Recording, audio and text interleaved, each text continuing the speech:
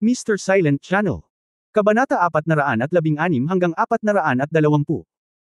Hindi ako tumanggi sa panununog. 0416. Ang lakas ng kamao na ito ay talagang tumama kay Xiao Ziner. Ang apoy ng phoenix sa katawan ng babae ay nawala, at ang kanyang pulang buhok ay bumalik sa itim. Sa ilang sandali, nang walang ganoong pag-ikot ng gininto ang araw, ang temperatura ng buong tuktok ng bundok ay tila mabilis na bumababa. Napahawak si Xiao Ziner sa kanyang dibdib, isang bakas ng dugo ang tumulo mula sa gilid ng kanyang bibig, iniangat ang kanyang ulo, at tumingin sa lalaki sa malayo. Siya ay binugbog at nasugatan. Paano kaya yun? Phoenix Girl. Dahan-daang nilapitan ni Ye Fan si Xiao Ziner, mahina at malalim ang boses, sa pagkakataong ito, hindi na kailangang makipag-away muli. Kinagat ni Xiao Ziner ang kanyang mga ngipin at sinampal ang lupa. Tumayo si Wu Ran, hindi pa ako nahuhulog, paano ito maituturing na katapusan na? Pagkatapos. Sinabi yun, muling ibinuka ni Xiao Ziner ang mga pakpak ng puting phoenix na apoy sa likod niya. Pumailang lang. Bagamat siya ay nasugatan, hindi ito sapat upang mawala ang kanyang kapangyarihan sa pakikipaglaban. Si Xiao Ziner ay malapit nang lumipad sa dagat ng apoy sa di kalayuan. Hanggat may apoy pa, magkakaroon siya ng puhunan para lumaban muli. Hindi pa alam ni Ye Fan, ang maliit na batang babae na ito ay malapit nang ipanganak na muli mula sa abo, hindi na niya ito matiis, sinusubukan ba nitong pilitin siyang gumawa ng isang bagay na walang awa. Kung hindi dahil isa siyang Phoenix Girl, baka may makapangyarihan siyang background na nakatago sa likod niya. Hindi na kailangang huminto ni Ye Fan ngayon lang. Bibigyan mo ba siya ng pagkakataong lumipad muli sa langit? Nang makitang papasok na si Xiao Ziner sa apoy, ang anyo ni Ye Fan ay parang baliw na kulog, at agad na gumalaw sa harap ng apoy, bangbang, dalawang malalaking kamay ang naglabas ng dalawang bugzo ng hangin.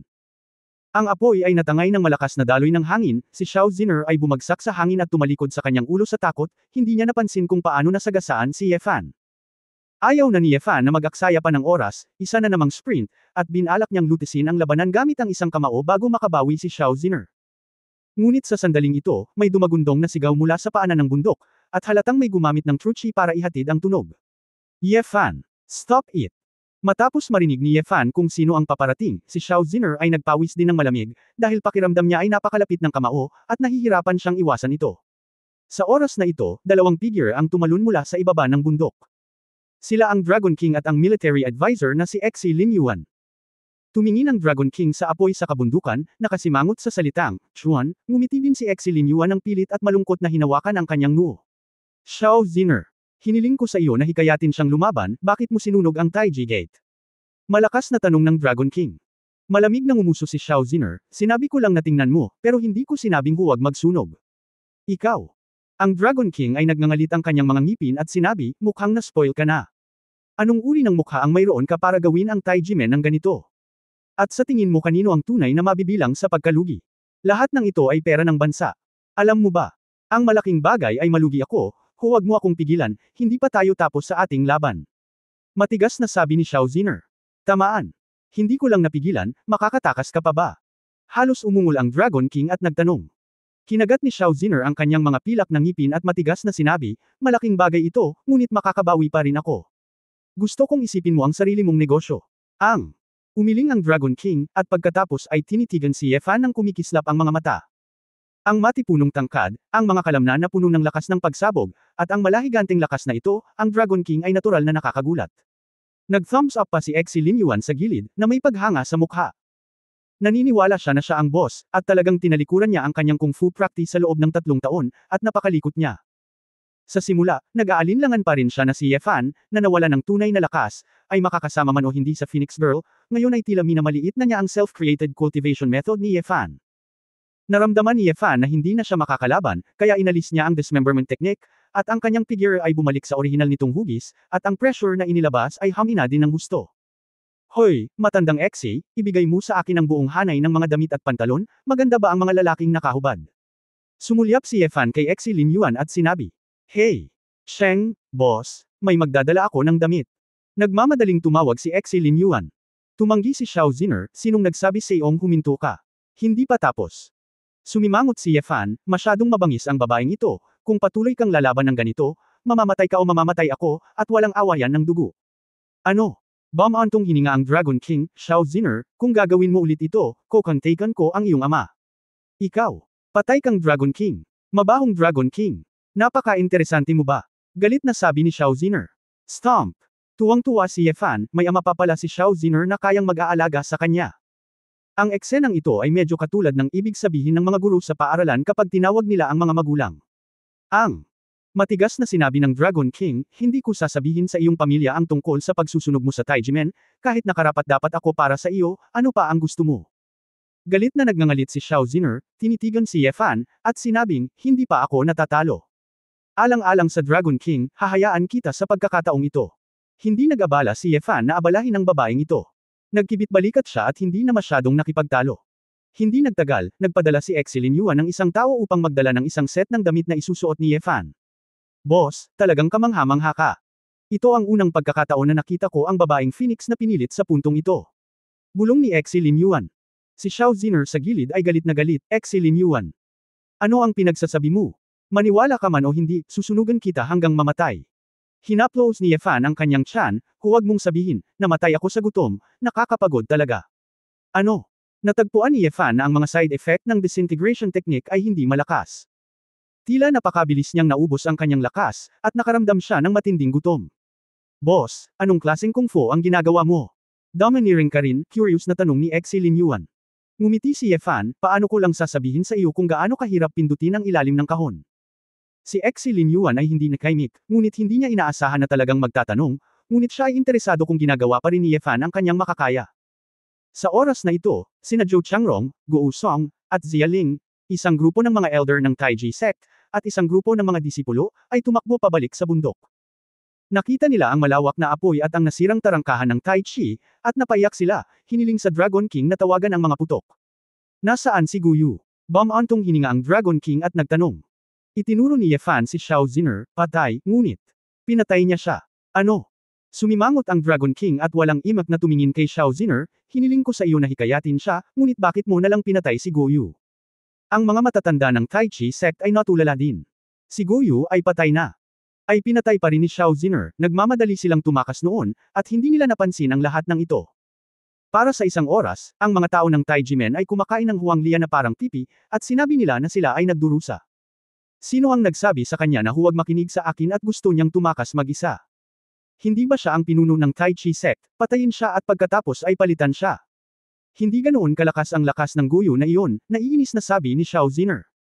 Tama rin ang chapter 0417. 0417. Bumantong hininga ang Dragon King at sinabi kay Zhou Changrong, Taiji Gate. Dapat itong itayo muli. Sa kabutihang palad, ang iyong library ay nasa likod ng bundok, kaya hindi ka mawawala ng maraming sinaunang martial arts na libro. Mag-a-apply ako para sa pondo para sa muling pagtatayo, ngunit sa pagkakataong ito. Tumigil tayo rito, ipinadala ni Guyu ang kanyang mga disipulo upang makialam sa mga ordinaryong tao nang walang pahintulot, at ito ay talagang isang pagkakamali. Salamat Dragon King. Bagamat hindi sapat ang yaman ng ating Tai Chi sect para kalabanan ang bansa, nandoon pa rin ang pera para sa muling pagtatayo ng gate ng bundok. Makukuha natin ito. Ang pera ay isang bagay sa labas ng katawan, at ang pinahahalagahan namin ng Tai Chi clan ay reputasyon. Hindi natin kayang guluhin ang babaeng Phoenix, pero itong Ye Fan, wala ba siyang kasalanan? Si Zhou Changrong ay hindi nakipagkasundo, Xiao Zin masyadong matigas ang kanilang background, hindi sila nang ahas na pukawin sila, ngunit paano nila matiis ang kahihiyan ni Ye Fan sa kanila? Ang Dragon King ay napahiya sandali, tumingin kay Ye Fan, at tumingin sa isang grupo ng mga disipulo ng Taiji na sabik na naghihintay sa kanyang sagot. Pagkatapos mag-isip ng ilang sandali, lumingon siya at sinabi kay Exilin Yuan, Guro, pamilyar ka kay Ye Fan, ano sa palagay mo tungkol dito? Napaisip si Exilin Yuan sa kanyang puso. Pasaway lang si nanay, iniisip mo yung matandang bastos, hayaan mo akong humawak ng ganitong mahirap na problema. Inilabas niya ang kanyang pamaypay at pinaypayan ito ng ilang beses.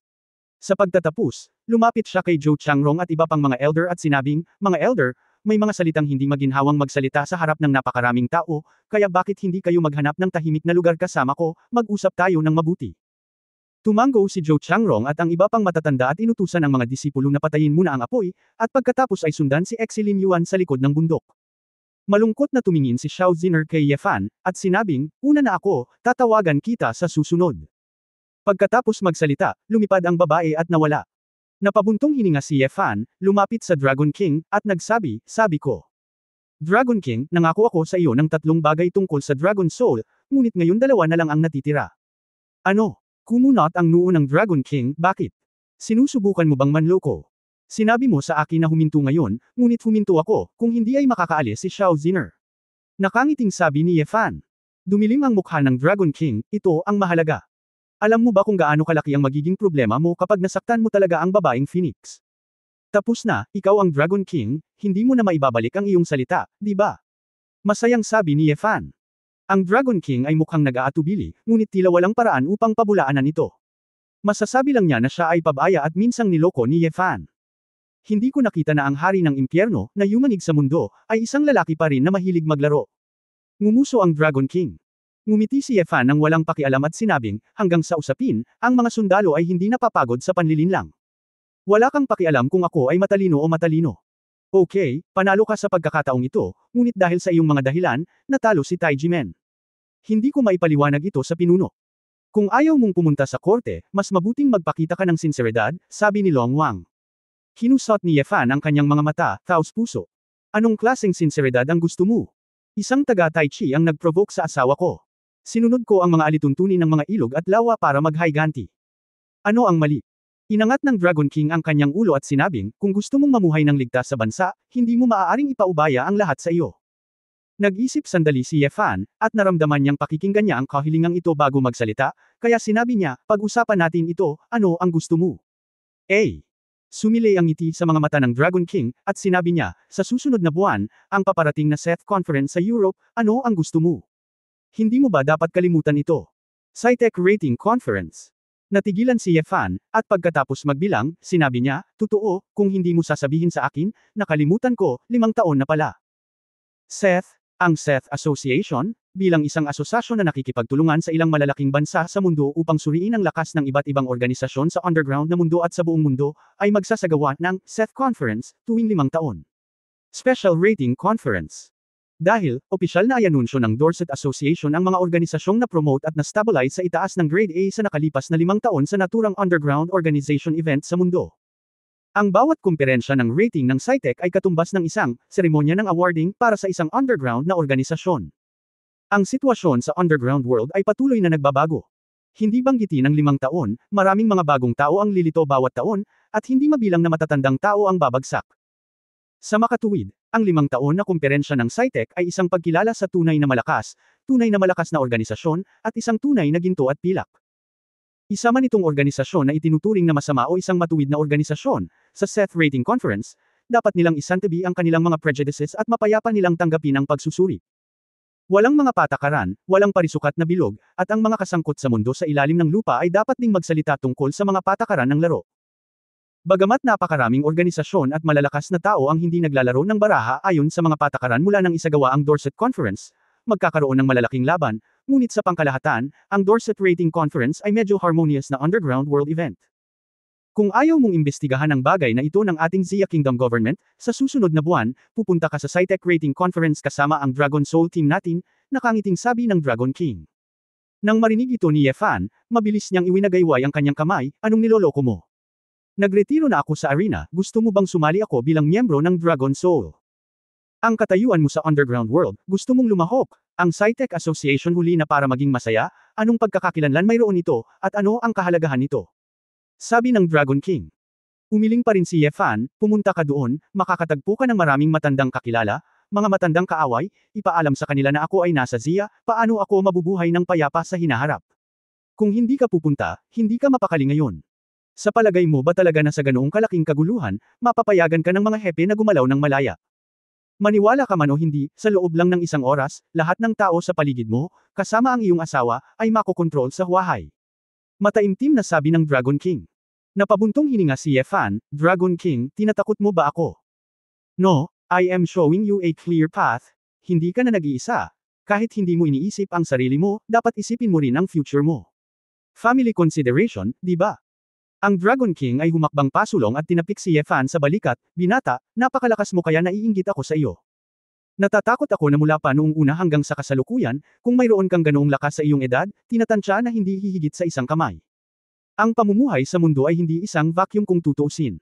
Kahit gaano kalakas ang mga tao, magkakaroon din sila ng mahinang panig.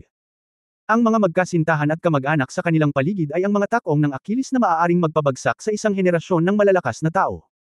Sa makatuwid, ang mga malalakas na tao ay kailangan ding magkaroon ng background at magkaroon ng kapangyarihan, kung hindi. Paano sa palagay mo nagmula ang mga sinaunang martial arts sects na ito? Hindi ba't ang founder nila ang nakatuklas na ang dalawang kamao ay hindi magagapi ng apat na kamay? Kung ayaw mo ng anumang kapangyarihan, bakit kailangan mong magkaroon ng tagapagtaguyod? Kung hindi, ang babaeng nasa paligid mo ay buong araw na babantayan at magiging kahinaan mo, hindi ka ba masyadong naaabala? Si Yefan ay tahimik, bagamat siya ay sobrang sama ng loob, kailangan niyang sabihin na ang Dragon King ay tama. Kabanata 0418 Alitaptap 0418. Kinuha ni Yefan ang isang grupo ng mga matatandang kapatid upang iset up ang inferno. Bagamat maraming malalaking labanan ang binaligtad ng kanyang sarili, talagang wala siyang grupo ng mga kapatid sa likuran niya upang lutisin ang kanyang mga alalahanin, at hindi niya matalo ang halos walang talo. Kaaway ni. Bagamat may tiwala si Yefan, hindi siya masyadong mayabang para isipin na maaari niyang pukawin ang isang nuclear power. Sige, sabi ni Yefan. Ngumiti ang Dragon King at sinabing, kung pag-uusapan, dapat mong malaman na ang pagkakaroon ng isang taga-suporta ay maaaring makalutas ng maraming iyong mga alalahanin. At alam mo, ano ang pinakamahirap na tagapagtaguyod sa mundo? Ikaw ba dapat? Dragon Soul. Ngumisi si Yefan. Hindi, buong pagmamalaking sinabi ng Dragon King, ito ang hukbo ng Xia Kingdom na may higit sa 2 milyon. Hanggat ikaw ay nasa bansa, maging sa langit, sa ilalim ng lupa, o sa karagatan, walang lugar kung saan ang ating hukbo ay hindi makakatulong sa iyo. Yefan ang kanyang mga mata ay namumula, at naaalala niya ito, at tumingin siya sa Dragon King na may ngiti na hindi isang ngiti. Hindi nakakagulat na kakaiba ngayon, lumalabas na ang taong ito ay gustong manalo sa kanyang sarili at sumali sa militar ng Xia Kingdom. Kailangan kong sabihin, Dragon King, ang iyong kakayahang maging lobbyist ay napakahusay, sarkastikong sabi ni Yefan. Hindi ito itinago ng Dragon King, tumawa siya at sinabing, maraming mga pinuno ang lubos na nagpapasalamat sa iyo, lalo na sa mga hepe ng militar, lahat sila ay nagpapasalamat sa iyong mga nagawa. Hanggat payag ka, ipinangako ng hepe na direktang ipagkaloob sa iyo ang honorary rank ng mayor na general. Ikaw kung gagawa ka ng mga meritorious deeds, hindi magiging mahirap na ma-promote sa tenyente general bago ang edad na 30. Ang susi ay ito, ikaw ay magiging sarili mo. Sa Xia Kingdom, walang nang-ahas na hawakan ka at ang mga tao sa paligid mo. Kung hindi, ito ay may higit sa 2 milyong tao. Hindi makakalagpas ang mga sundalo ng Xia Kingdom. Pagkatapos ng natapos magsalita ang Dragon King, tumingin siya kay Yefan ng may pag-asa, ano sa palagay mo ang panukalang ito?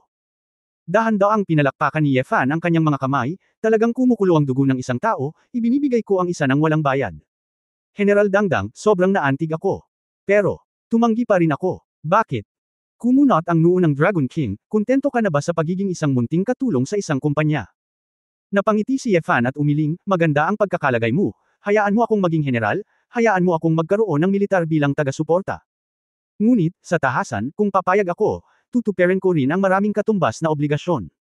Pagod na ako sa patuloy na pag-aaway, gusto ko lang mamuhay ng comfortable sa syudad, at ayoko ng gulo maliban na lang kung may manggulo sa akin. Guys, na-appreciate ko, at nagpasalamat na rin ako, pero sanay na ako, at kung papasok ako sa system, may malaking mangyayari. Nagpakawala ng malalim na hininga si Dragon King, talagang huwag mo nang isipin pa. Sigurado si Yefan. Sinabi, baguhin ang mga kondisyon, ito ay talagang hindi isinasaalang-alang.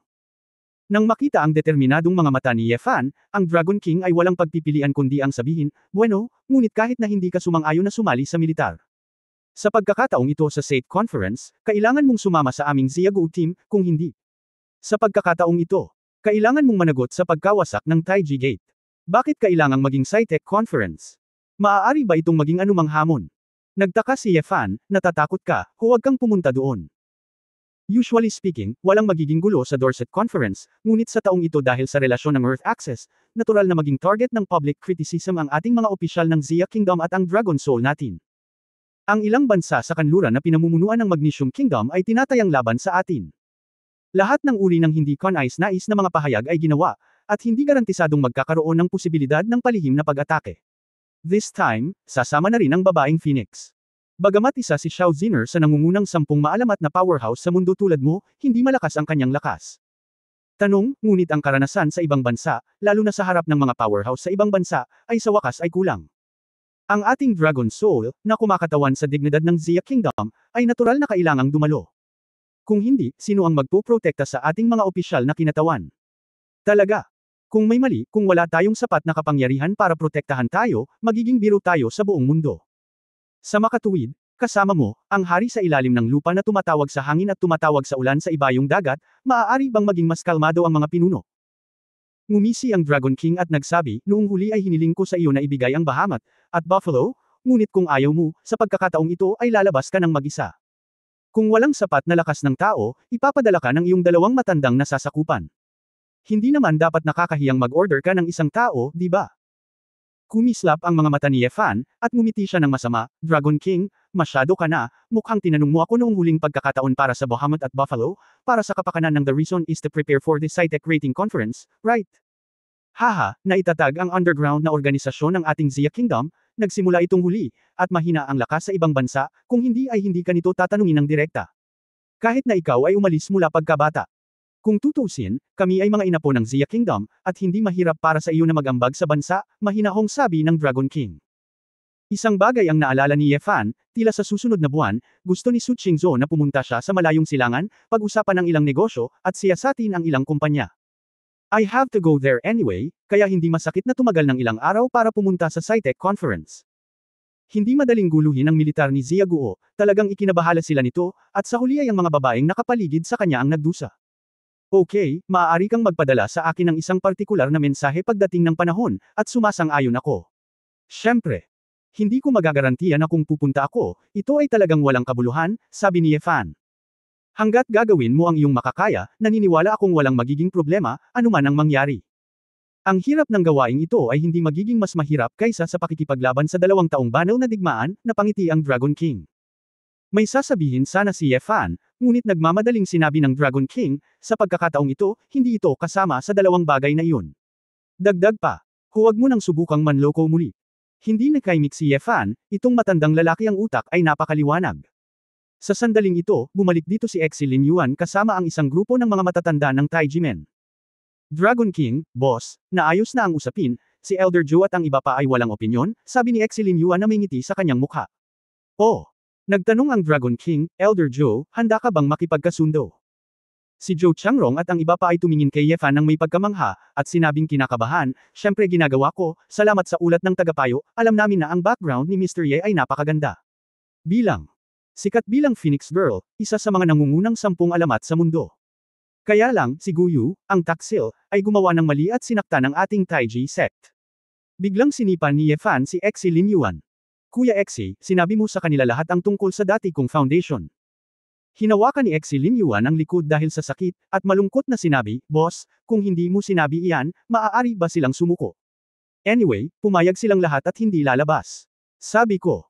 At saka, ang lalaking katulad mo, ang amo, ay parang alitaptap sa madilim na gabi. Paano ito kumikinang, paano ito may tatago? Kabanata 0419 Mga sugat. 0420. Si Yefan ay hindi maaaring tumawa o umiyak, ang taong ito ay nambobola. Nga pala, boss, nangako rin ako sa iyo na maging chief guest secretary ng Taijimen, hehe. May problema ba sa iyo? Tumawa si Exi Lin Yuan. Isang grupo ng mga elder ng Taichi ang sabik na tumingin kay Yefan, inaabangan ito. Natigilan si Yefan, kailan pumayag si Lao Su. Si Exi Lin Yuan ay nagmamadaling samandal sa tenga ni Yefan at sinabing, nakalimutan mo na ba? Nabanggit mo noon na gusto mong tulungan ang pamilya Shu sa Sucheng na makapasok sa 5 sikat na tarangkahan. Ang pamilya Shu ang kulang ay ang suporta ng sinaunang martial arts sect, kahit na kailangang itayo muli ang Taijimen, nandoon pa rin ang pundasyon. Bakit isa ito sa 4 na pangunahing sekta, ito ay isang gradong mas malakas kaysa sa Qinglangmen, Xuanzhangzong at iba pa. Si Taijimen at ang pamilya Shu ay nagkakagulo, at ang pamilya Shu ay masayang ibibigay sa iyo ang kanilang anak na babae. Ang pinakamahusay sa magkabilang mundo. Nakinig si Yefan at pinag-isipan itong mabuti, na para bang ganito ang katotohanan. Kahit na ako ay naging isang guest secretary, kailangan kong protektahan ang mga tao ng Taijimen sa isang tiyak na lawak, ngunit ang Taijimen ay hindi magkakaroon ng anumang malaking paghihirap sa teritoryo ng Zia Kingdom. Okay, pero nilinaw ko ng maaga na hindi tungkol sa kaligtasan ng sekta. Huwag kang lumapit sa akin. Ayaw ni Yefan na makisali sa pang-araw-araw na gawain ng Taijimen. Ilang matatanda tulad ni Zhou Changrong ang paulit-ulit na tumugon, at biglang nadama na hindi malaking kawalan para sa sekta na masunog. Bagamat nasunog ang bahay ng lumang ninuno, may itinayo na bago, at mas komportableng tirahan. Ang susi ay isang maalamat na powerhouse, na hindi mabibili ng pera. Pagkatapos pag-usapan ng tungkol sa iba't ibang bagay, nagplano rin si Yefan na bumalik sa Huahay. Kinailangan din niyang bumaba ng bundok para kumuha ng mobile phone. Maging ang mobile phone ay sinunog ni Xiao Ziner, at hindi niya makontak ang mga tao sa bahay. Sa pagtingin sa likuran ni Ye Fan na naglalakad pababa ng bundok, malalim ang mga mata ng Dragon King, at nagtanong siya ng may komplikadong ekspresyon, "Exi Lin Yuan, ganoon din ba siya kalakas 3 taon na ang nakakaraan?" Saglit na natahimik si Exi Lin Yuan sa gilid, at pagkatapos ay nagsabi pagkatapos ng deliberasyon, "Sa palagay ko ay mas angkop na tanungin si Xiao Ziner tungkol sa tanong na ito. Sa aking maliit na kakayahan, natatakot ako na medyo mahirap malaman ang tunay na lakas ng amo. Ang sanggit mo talaga." Sinulyapan siya ng Dragon King, "Kung gayon, sabihin mo sa akin, magagamit ba niya ang lahat ng kanyang lakas sa pakikipaglaban sa Phoenix Girl?" Mapait na ngumiti si Exi Lin Yuan, "Dragon King, bakit hindi mo ako tanungin, hindi ko ito masasagot, mahirap talagang sabihin." Ang Bumantong hininga ang Dragon King at tumayo habang nakatalikod ang kanyang mga kamay, maaaring nakamit niya talaga ang ganoong tagumpay sa pamamagitan ng pag-asa sa isang self-created cultivation method, palagi kong nararamdaman. Siya ang aking katawan ay kakaiba. Bahagyang niyugyug ni Exi Lin Yuan ang kanyang pamaypay, "Hindi ko alam kung kakaiba ang katawan ng boss, ngunit ang talento ng boss sa cultivation ay ang pinakanamumukod-tanging sa mga taong nakilala ko. Isang punto, walang duda. Kung hindi, ang Black Emperor ay hindi mahilig sa boss noon." Tumango ang Dragon King, nag-iisip, ngunit hindi na nagsalita pa. Si Huahai, isang magandang pinalamutian na komunidad malapit sa mataas na paaralan, isang puting Porsche ang nagmaneho papunta sa garahe ng paradahan, at pagkatapos ay lumabas ang isang matangkad na batang babae na nakasuot ng dalisay at magandang paraan. Pumasok siya sa pintuan ng isang apartment building, at isang magandang puting babae ang nagkataong nasa kabilang gilid. "Ate Salina, Yuner, wala ka bang trabaho?" Tumango si Du Yuner, "Oo, nag-grocery ka na ba?" Tiningnan ni Salina ang plastic bag sa supermarket na nasa kamay niya at ngumiti, "Oo, gusto mo bang pumunta sa bahay ko ngayong gabi? Para sa hapunan. Nagsto ako ng beef sa red wine." Saglit na nag-alinlangan si Du Yuner, at hindi nag-isip, "Kung gayon, ayos lang, salamat." "You're welcome, since we all live alone, mas masaya kumain ng magkasama," nakangiting sabi ni Salina. Pumasok ang dalawa sa elevator at isasara na sana ang pinto nang pumasok sa elevator ang ilang mga manggagawa sa dekorasyon na may dalang malaking bag ng mga gamit. Pinahihit ng isang trabahador ang kanyang katawan at kinurot ang bitbit niyang tool bag, hinimas lamang ang likod ng kamay ni Du Yuner. "Oh!" Napasigaw si Du Yuner sa sakit, kinuha ang kanyang kamay at tiningnan ito, talagang may mantsa ng dugo sa likod ng kanyang kamay.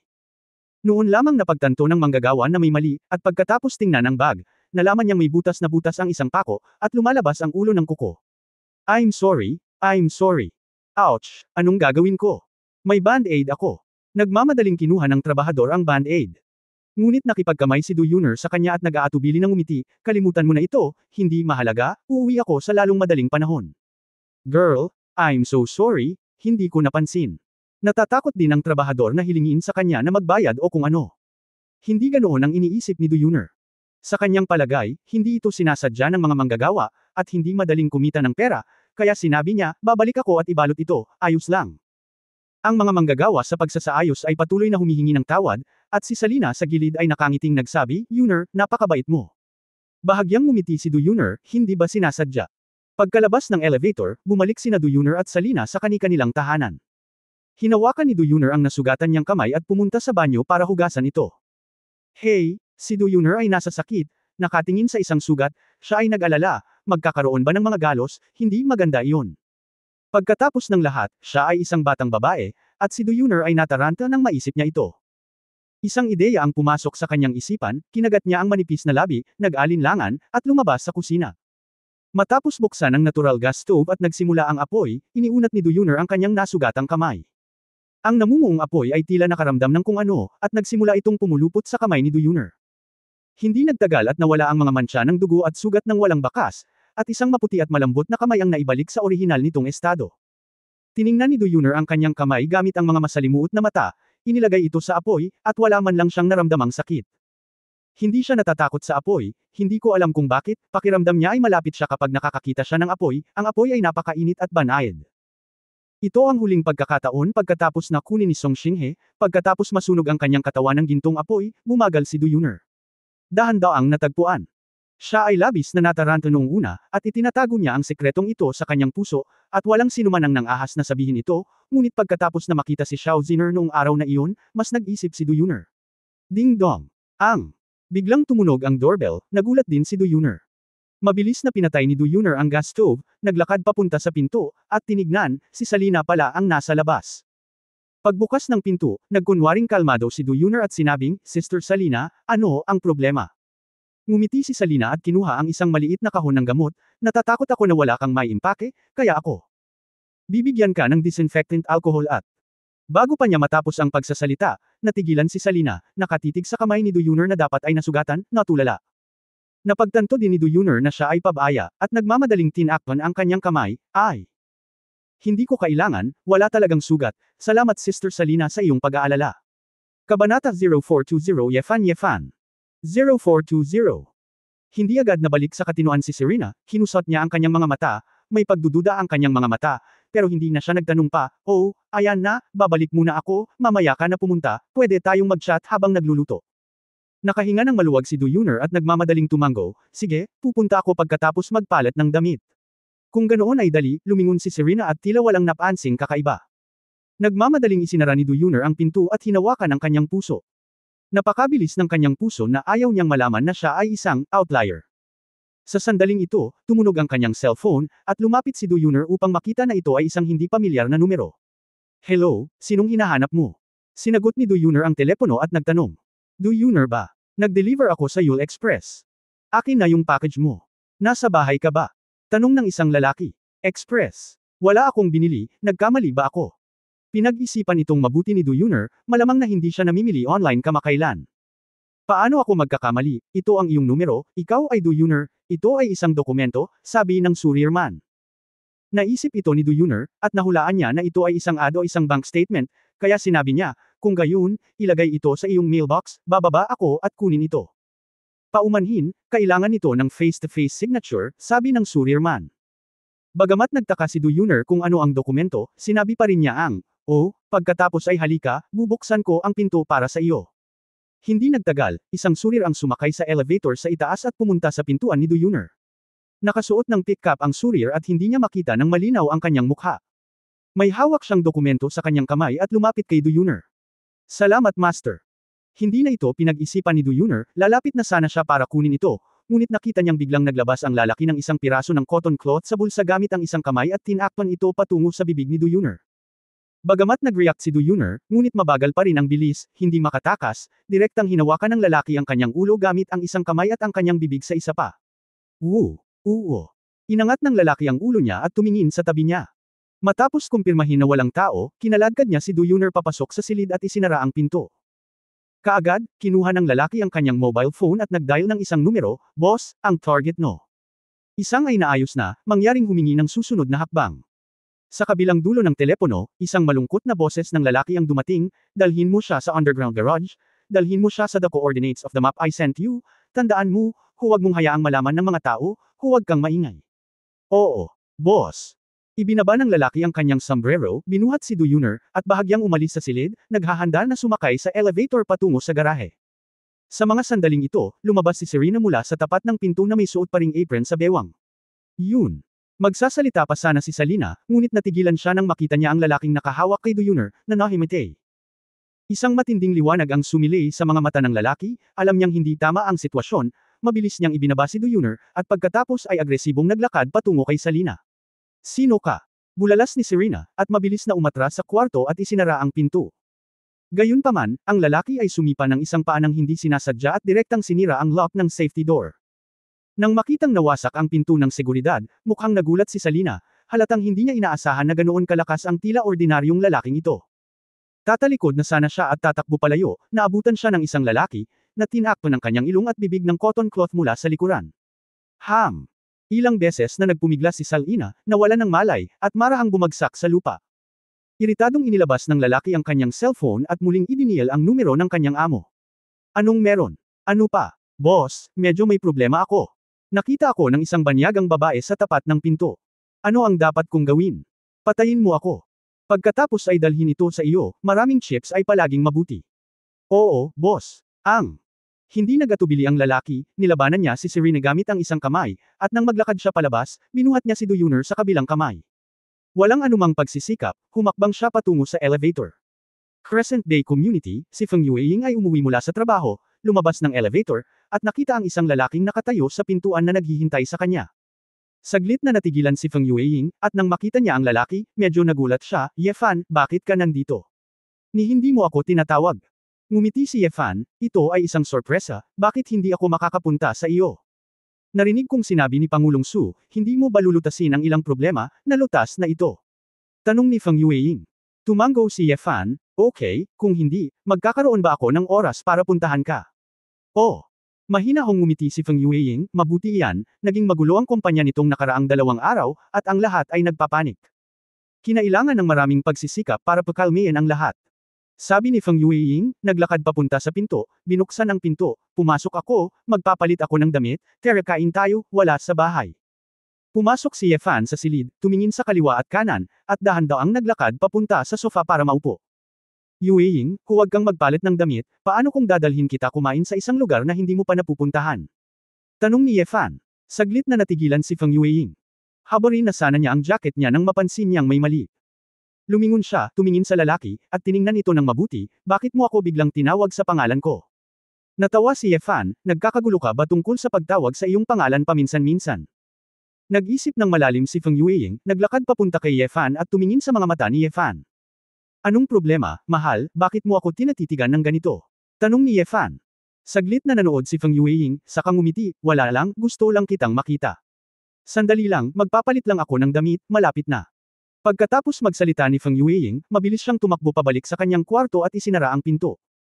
Pagkapasok niya sa kwarto, agad na tinakpan ni Feng Yueying ang kanyang bibig gamit ang kanyang mga kamay, na may hitsura ng gulat, dali-dali niyang kinuha ang kanyang mobile phone at dinial ang numero. Beep, beep. Nakakonekta ang telepono, at doon nanggaling ang boses ni Ye Fan. Yingying, napakatumpak mo. Kakasakay ko lang ng high-speed na tren pabalik ng Huahai, at tinawagan mo ako, hehe. Nami-miss mo ba ako? Nang marinig ang boses ni Ye Fan, ganap na nakumpirma ang hula ni Feng Yueying. Ye Fan. Hindi maganda. Ako. Bahay ko. Sa sandaling ito, ang pinto sa kanyang likuran ay nakarinig lamang ng isang putok. Sinipa agad. Si Ye Fan ay nakatayo sa pintuan, nakatingin kay Feng Yueying na may malamig at madilim na ekspresyon. Ibigay mo sa akin. Inunat ng lalaki ang kanyang kamay at humingi ng cellphone kay Feng Yueying. Walang pakialam si Feng Yueying, at sumigaw ng paatras, tulong. Ye Fan, halika at iligtas. Bago. Naghihintay ng tugon ni Ye Fan, ang Ye Fan, na nasa kanyang harapan ay sumugod na at kinuha ang telepono, nadurog ito sa basura. Bumagsak si Feng Yueying sa lupa, nakatingin sa lalaking nasa harapan niya na eksaktong kapareho ng kanyang kasintahan, mayroon siyang matinding takot. Pagtatapos ng kabanatang ito. For more videos, please like, share and subscribe.